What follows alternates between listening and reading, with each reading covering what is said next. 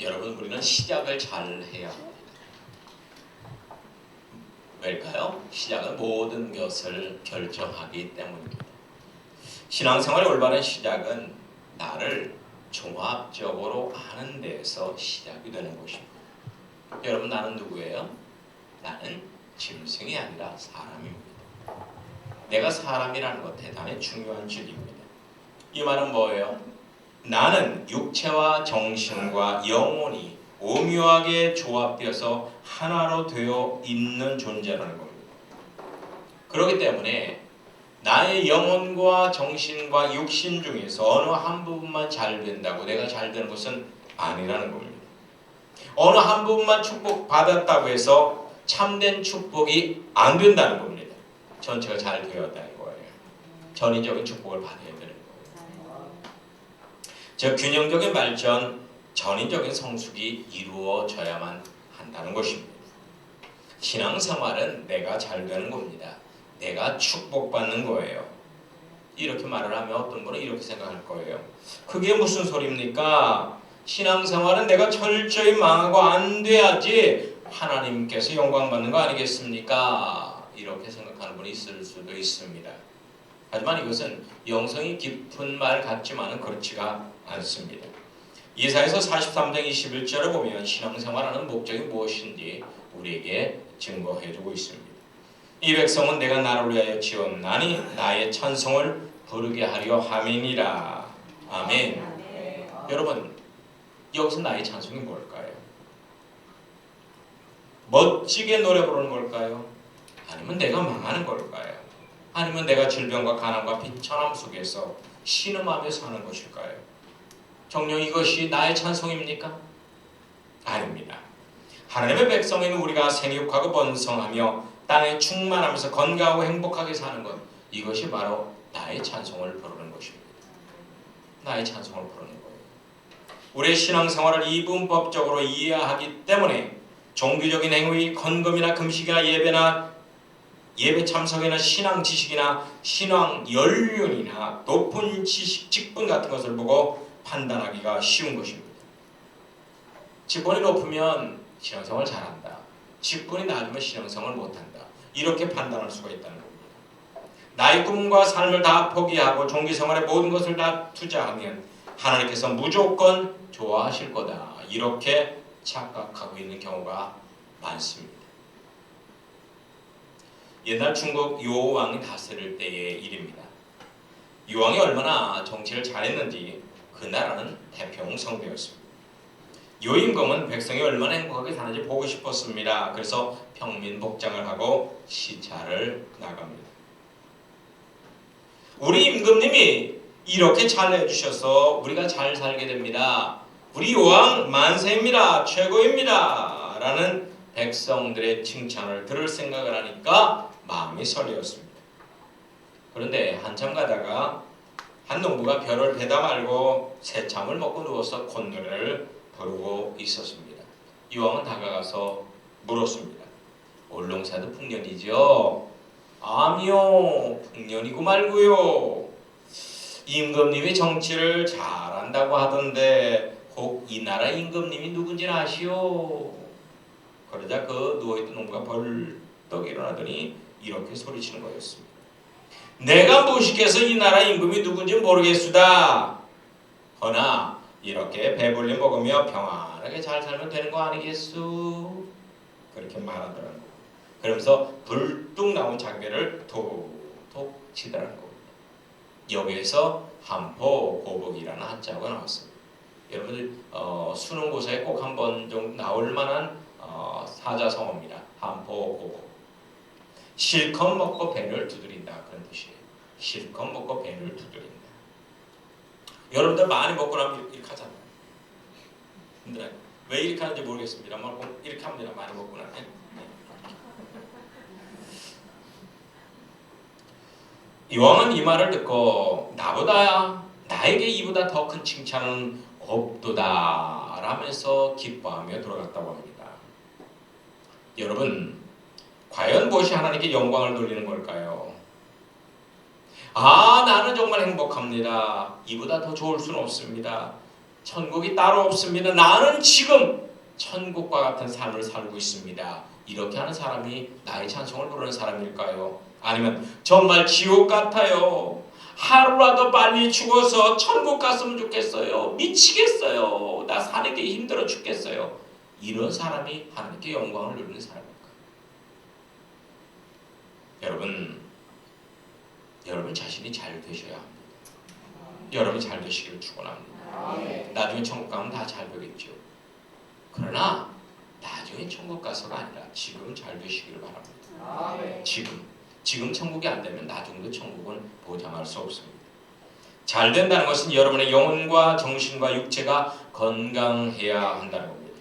나의 영과 정신과 육신 모두가 전인적으로 축복받고 건강히 잘 살 때 나의 찬송을 부르게 되는 것입니다.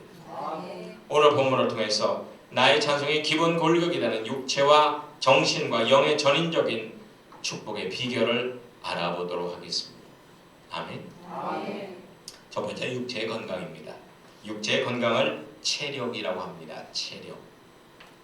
고린도서 3장 16절에 보면 너희가 하나님의 성전인 것과 하나님의 성령이 너희 안에 거하신 것을 알지 못하느냐 라고 나옵니다. 여러분의 육체는 하나님을 모시고 있는 성전이라는 것입니다. 성전. 최고로 귀하신 몸 옥체입니다. 옥체를 보존하시옵소서. 여러분의 몸이 옥체란 말이에요. 지나친 과로로 우리 육체를 혹사시키면 안 됩니다. 알코올로 우리 내장을 상하게 하면 안 됩니다. 담배로 우리 기관지를 굴뚝처럼 만들고 배를 시커멓게 만들면 안 됩니다. 우리는 육체를 소중히 아끼고 가꿔야 할 사명이 우리 자신에게 있다는 것입니다. 육체는 하나님이 거하는 성전이기 때문에 그렇습니다.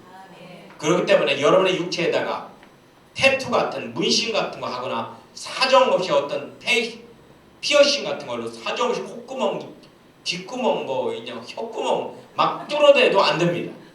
그래도 안 되는 거예요. 여러분 육체는 소중하기 때문에 그렇습니다. 육체를 건강하게 하기 위해서 무조건 세 가지를 잘 해야 합니다. 세 가지를 잘 하셔야 합니다. 그 첫 번째가 잘 먹어야 합니다. 여러분 잘 드십니까? 잘 먹어야 돼요. 아침 무조건 먹으세요. 점심 무조건 많이 먹으세요. 저녁 무조건 적게 먹으세요.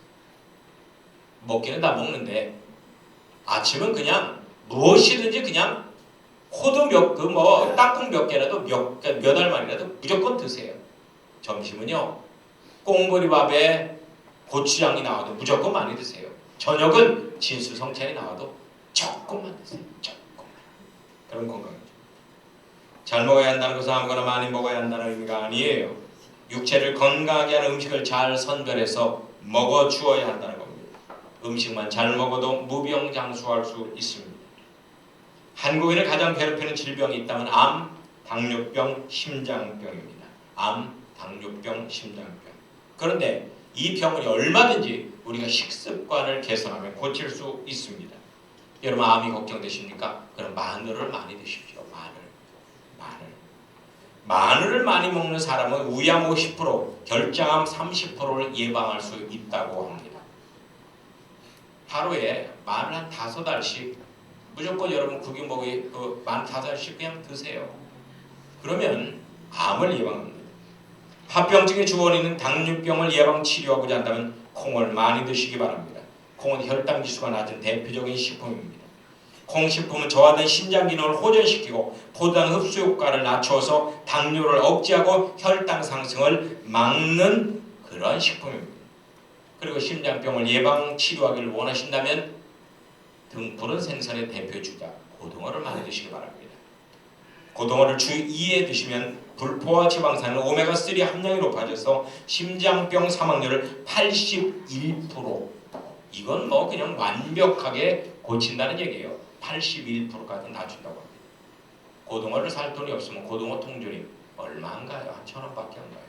고등어 통조림 하나 사갖고 거기다 김치 몇 쪽 집어넣어서 그냥 불에 데펴서 드시면 됩니다. 게다가 노화 억제에는 호두가 최고고요. 다이어트에는 버섯이 최고고요. 해로운 활성산소 제거에는 부추, 시력 보호에는 김이 최고입니다. 그래서 청소년들 김을 많이 드시기 바랍니다. 면역 강화에는 풋고추가 최고입니다.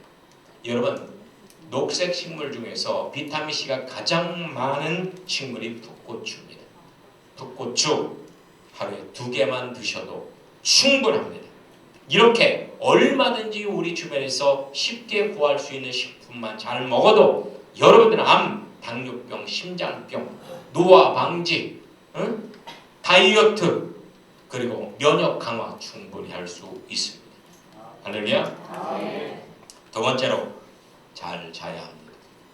옆에 있는 분에게 말씀하세요. 지금 말고 잘 잡시다. 지금 자면 안 되죠. 지금이 잘 시간이 아니죠. 집에 가서 잘 때는 밤새도록 TV 보고 휴대폰 보고 쓸데없는 온갖 잡된 짓 다 하다가 하나님의 전에 와서 설교 들을 때 와서는 잠자면 안 되죠. 잘 때 자세요. 네. 들을 때 듣고 먹을 때 먹고 말할 때 말하고 때를 잘 분별해서 행해야 합니다. 여러분, 잠은 보약입니다. 깨어 있을 때는 우리 몸 안에서 베타파가 나와서 몸에 해로운 아드레날린을 생산합니다. 그런데 숙면을 취하면 우리 몸 안에서 알파파가 나옵니다. 이 알파파는 엔돌핀을 만들어내는데 이 엔돌핀은 우리 몸의 모든 병원균을 죽여서 질병을 치료하고 피로를 신속하게 회복시켜주는 것이 엔돌핀입니다. 엔돌핀은 마약보다 100배 이상 효과가 있다고 하니까요. 달콤한 잠이 어디 산삼에 비할 수 있겠습니까? 우리 몸이 많이 아프면 입원합니다. 왜 입원해요? 좋은 약을 많이 주려고요? 주사를 마음껏 맞게 하려고요? 아닙니다. 재우려고 하는 거예요. 이상하게 간호사만 왔다 가면 졸리죠? 간호사가 수면 주사 맞아서 그래요. 여러분, 병원에 있는 약들 중에 신경안정제라는 다 수면제예요. 여러 약이라든지 주사 거의 다 수면제 성분이 들어가 있습니다. 재우는 거예요. 병원에서는 하루 종일 재우잖아요. 허리가 아플 정도로 재우잖아요. 그렇게 하면 이상하게 나아요. 잠자면 낫게 되어 있습니다. 그래, 여러분들 몸이 많이 아프시고 컨디션이 안 좋으면 뒹굴 자고 또 자고 또 자고 그러면 그냥 몸이 좋아집니다. 세 번째로 잘 걸어야 합니다. 한번 따라서 해보십시다. 잘 걸읍시다. 잘 걸읍시다. 여러분, 하나님께서 우리에게 두 다리를 만들어 놓으셨습니다. 멋스럽게 보이라고요? 목적지까지 잘 이동하라고요? 둘 다 맞습니다. 그런데 두 다리에 가장 중요한 기능이 있습니다. 뭐냐? 헬스 클럽의 기능입니다. 열심히 걷기만 하면 만 가지 기능이 정상화되고 건강해지도록 하나님이 우리를 창조했습니다. 당뇨병, 심장병, 고혈압, 현대병이 공통이 뭡니까? 걷지 않아서입니다. 걷지 않아서. 여러분, 현대인들은요, 흙을 밟지 않습니다. 딱 집에서 바로 차에 타고 내리자마자 회사합니다. 흙을 밟을 일이 없어요. 걸을 일이 없어요. 이 시대는 교통문화가 너무 발달돼서 걸어다닐 필요가 없죠. 차로 모든 것을 이동을 합니다. 하지만 여러분들 걸으십시오. 제자리 걸음이라도 하십시오. 제자리 걸음. 그 다음에 두 번째는 정신의 건강입니다. 이것을 지력이라고 합니다. 지력. 요사이는 밀랍이나 디지털 기술로 사람을 실물보다 더 똑같이 만들어냅니다. 하지만 사람이 아닙니다. 사람이 할 수 있는 것은 정신의 힘, 즉 지력이 있기 때문입니다. 지력. 아무리 백치라도 동물 중에서 지능이 가장 높다는 원숭이보다 훨씬 높습니다. 인간 백치가 원숭이보다 지능이 높아요. 대단한 거 아닙니까? 대부분의 인간은 하나님 주님께서 주신 지력 중에서 고작 5% 정도만 사용한다고 합니다. 세계적인 천재였던 아인슈타인도 20% 정도밖에 사용을 못했다고 합니다. 여러분들이 더욱더 생육하고 번성하며 만물을 다스리려면 지력을 키워야 돼요. 지력. 그런데 이 지력을 키울 수 있는 세 가지의 방법이 있습니다. 첫 번째는 독서를 잘해야 합니다. 독서. 옆에 있는 분에게 말씀하세요. 독서를 합시다. 책을 읽으셔야 돼요. 책은 인류의 참다운 스승입니다. 학력이 높은 사람이 역사를 이끌어온 것이 아닙니다. 책을 많이 읽고 연구한 사람이 역사의 주인공이 되었습니다. 초등학교 중퇴자였던 아브라함 링컨 대통령이 미국 대통령이 될 수 있었던 것은 방대한 독서량 때문이었습니다. 미국에서 가장 영향력 있는 여성인 오프라 윈프리가 성공한 것은 방대한 독서량 때문이었습니다. 고등학교밖에 나오지 못했던 찰스 스펄전이라는 사람이 세계 최고의 설교자가 될 수 있었던 것도 바로 방대한 독서량 때문이었습니다. 여러분, 책은 마음의 양식이고 마음의 등불입니다. 선진국가일수록 책을 소중히 여기고 책을 보존하고 연구하는데 국가 재정을 아낌없이 투자합니다. 하지만 쇠퇴하는 국가, 후진 국가일수록 책을 휴지 조각처럼 여깁니다. 지식인들을 멸시합니다. 여러분, 우리나라가 지금 후진 국가로 돌입을 하고 있습니다. 출판사들의 한결같은 소리가 책을 내봤자 안 팔린대요. 책을 내봤자 안 팔린대요. 그래 문 닫는 출판사가 매년마다 수백 개 이상의 출판사가 문을 닫습니다. 사람들이 책을 안 읽어요. 예전에는요, 전철이나 뭐 타면은 사람들이 책 보는 사람 간간했어요. 지금은 책 보는 사람 한 명도 없어요. 다 스마트폰. 남자들은 게임, 여자는 게임, 할아버지는 게임, 할머니도 게임, 다 게임. 목사님도 게임, 권사님도 게임, 장로님도 게임. 도대체 게임이 뭐길래? 다들 게임에 빠져요. 두 번째로 여행을 잘해야 합니다. 여행. 여러분, 백문이 불여 일견이라는 옛말이 있습니다. 하나님께서 우리에게 주신 확실한 인생 교과서가 두 권이 있는데 하나가 성경책이고 하나가 자연입니다. 자연. 집안, 사무실, 차 안에서만 있지 말고 자연으로 여행을 떠나시기 바랍니다. 하나님께 창조하신 산과 들과 강과 바다가 여러분에게 심오한 진리를 가르쳐 줄 겁니다. 여행을 잘하면 겸손과 비움의 진리를 배우게 돼서 더욱더 인간다워지고 하나님을 경외할 수밖에 없다는 것입니다. 세 번째로 대화를 잘해야 합니다. 대화. 여러분, 타락 이후에 하나님과 인간의 가장 큰 특징이 뭘까요? 대화의 단절이에요. 불소통이에요. 불소통. 대화는 서로를 이해하고 살아갈 때 가능한 것입니다. 국가가 분열되고 교회가 깨지고 가정이 해체되는 것 대화의 단절입니다. 인간은 사회적 동물입니다. 인간은 대화를 해야 인간다워질 수 있습니다. 이 시대 사람들을 보면 침묵하든지 아니면 독백하는 것을 볼 수 있습니다. 예전에 이런 광고를 한번 본 적이 있어요. 한 아이가 그럽니다. 엄마한테. 엄마, 공부를 왜 하는 거예요? 하니까 엄마가 아주 웃으면서 차분하게 논리적으로 설명해 줍니다. 다 너를 위한 거란다. 열심히 하기만 하면 돼요. 그러니까 아빠한테 갑니다. 아빠, 공부를 왜 하는 거예요? 아, 공부를 해야 대학에 갈 수 있고, 그리고 대학에서 좋은 학점을 얻고 대학적 졸업장을 가져야 좋은 직장에 갈 수 있고, 좋은 직장을 가야 좋은 여자 만나서, 그리고 결혼도 잘하고 좋은 집 짓고 행복하게 살 수 있단다. 얼마나 훌륭한 부모님들입니다. 그러니까 그 아이가 화를 내면서 이렇게 말합니다. 아이 참, 공부는 왜 하는 거냐 말이에요. 저는 정답을 원하는 게 아니라 단순히 엄마 아빠랑 대화를 하고 싶단 말이에요. 자꾸 가르치려고 하지 마세요. 그렇죠. 여러분들, 우리 주일학교 선생님들도 아이들한테 그래야 돼요. 아이들이 뭐 물어볼 때는요, 대화하고 싶어서 물어보는 거예요. 정답을 얻으려고 물어보는 거예요. 자식들도 마찬가지고. 저도 늘 그런 마음으로 합니다. 늘 주님의 마음을 주옵소서. 그래서 소통할 수 있도록 저에게 겸손함을 주시고 지혜를 주옵소서. 이렇게 늘 기도를 하면서 합니다. 여러분, 언어는 소통입니다. 이 언어는 소통을 위해 필요한 것입니다. 대화가 되지 않는 언어는 이미 기능을 상실한 것입니다. 많은 대화가 성숙한 인간을 만드는 것입니다. 마지막으로 영혼의 건강입니다. 아주 중요합니다. 영혼의 건강. 이것을 뭐라고 해요? 영력이라고 합니다. 영력. 다른 동물과는 달리 사람만이 천사처럼 신령해질 수 있는 것은 우리 안에 영혼이 있기 때문입니다. 체력과 지성만으로 구원의 여부를 판가름할 수 없습니다. 오직 영력 가지고 구원의 여부와 신령한 정도를 가늠할 수 있습니다.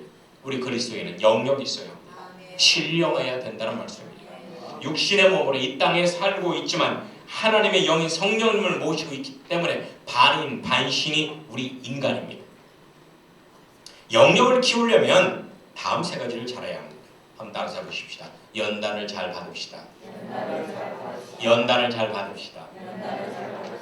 시편 119편 67절에 보면 고난당하기 전에 내가 그릇 행하였더니 이제는 주님의 말씀을 지키나이다 라고 나옵니다. 고난당하기 전에는 영역이 없어서 하나님의 말씀에 순종할 수 없었어요.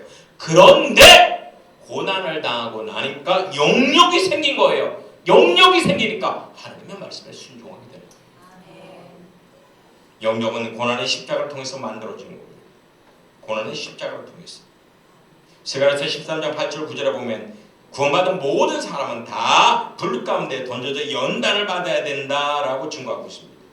영역은 한순간에 은사처럼 받는 것이 아니에요.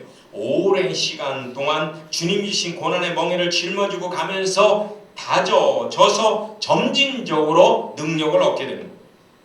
완전한 영역을 얻는데 아브라함은 25년 걸렸죠. 야곱은 20년 걸렸죠. 모세는 40년 걸렸죠. 다윗은 13년이나 걸렸습니다. 겸손과 성실한 자만이 온전한 천상의 영역을 소유할 수 있다는 것입니다. 두 번째로 기도를 잘해야 합니다. 할렐루야. 기도는 하나님의 곁에 머무는 것이죠. 향수집에 가면 향수 냄새가 몸에 배입니다. 하나님의 곁에 오래 머물면 신령한 냄새가 몸에 배이는 겁니다. 하나님의 신령함이 곧 우리의 영역이 되는 것입니다. 기도 없이 영역을 가질 수 없습니다. 어떤 형태의 기도든 상관없습니다. 산상기도든 철야기도든 금식기도든 새벽기도든 생활기도이든 간에 열심을 다해 최선을 다해야 합니다. 나 연민에 사로잡힌 기도가 아닌 성령님에게 사로잡힌 하나님 중심적인 기도를 해야 합니다. 나의 욕심을 이루고자 하는 기도가 아닌 하나님의 뜻을 이루고자 하는 하나님의 의를 실천하고자 하는 그런 기도 말이에요. 여러분, 기도는 하나님의 능력을 끌어내리는 통로입니다. 사탄이 가장 무서워하는 사람은 유명 목회자나 부자나 신학박사가 아니에요. 기도에 목숨 건 사람을 가장 무서워합니다. 기도는 우리 영혼의 헬스클럽입니다. 꾸준히 열심히 기도하며 영역을 배가시키기를 예수님의 이름으로 축원합니다. 마지막으로 절제를 잘해야 합니다. 절제. 무절제하고 방탕한 이에게 영역을 키울 수는 없습니다. 특히나 은사사역자나 직분자 목회자들은 절제해야 합니다. 무절제한 사생활의 영역을 감소시키고 교회의 영적 권위를 실추시키는 겁니다. 하나님의 사역은 영적 전쟁입니다. 전쟁에서는 힘이 센 편이 이기는 겁니다. 전쟁이 많은 모든 분야는 매사에 절제하는 것은 당연합니다. 사역자는 돈의 절제, 그리고 명예의 절제, 그리고 이성의 절제, 이 모든 것을 잘 어울려서 해야만 합니다. 무절제는 결정적인 순간에 올무가 될 수 있기 때문입니다. 여러분, 하나님께 친해지시기 바랍니다. 하나가 될 정도로 친해지시기 바랍니다. 본문의 말씀처럼 진리 안에 생각한다는 것은 영역과 지력과 체력을 균형 있게 발전시켜 나간다는 의미입니다. 이렇게 균형 있는 삶이 참된 신앙생활이요, 주님 안에서 행복한 세상으로 만드는 비결인 것입니다. 여러분의 삶이 이렇게 전인적인 축복으로 천국이 되시길 예수님의 이름으로 축원합니다. 아멘. 찬양하십니다.